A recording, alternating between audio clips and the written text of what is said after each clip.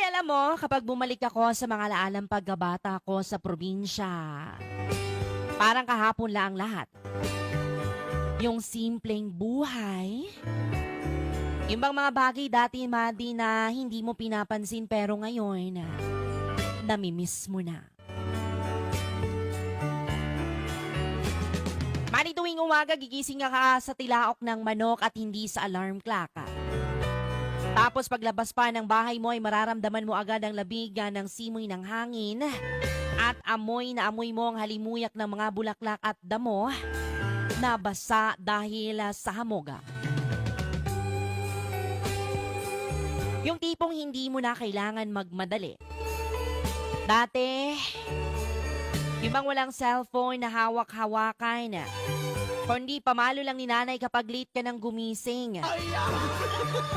Tapos, didiretso ka na lang sa taniman o kaya sa bukid.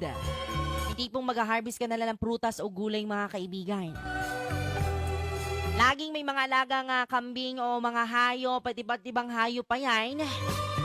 Kaya bago pa man makakain sa agahan ay kailangan mo munang unahin na pakainin ang mga alagang hayop na manok at baboy. Mga Madi, ang saya ng laro namin noon. Simple lang pero sobrang saya.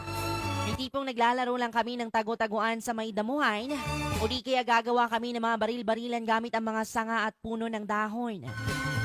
Di na kailangan ng gadgets noon, mga kaibigan, kasi sapat na ang kalikasan para mag-enjoy ka.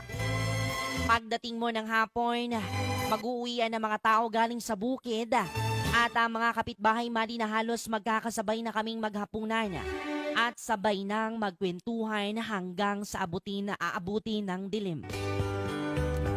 Yung tipong kahit simpleng buhay lang sa probinsya, dama mo ang saya at katahimikan.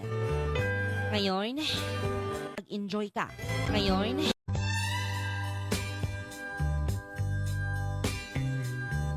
Mali alam mo, kapag bumalik ako sa mga laalang pagkabata ko sa probinsya, parang kahapon lang lahat. Yung simpleng buhay, yung bang mga bagay dati, Madi, na hindi mo pinapansin pero ngayon, namimiss mo na. Madi, tuwing umaga, gigising ka sa tilaok ng manok at hindi sa alarm clock. Tapos paglabas pa ng bahay mo ay mararamdaman mo agad ang labig ng simoy ng hangin at amoy na amoy mo ang halimuyak ng mga bulaklak at damo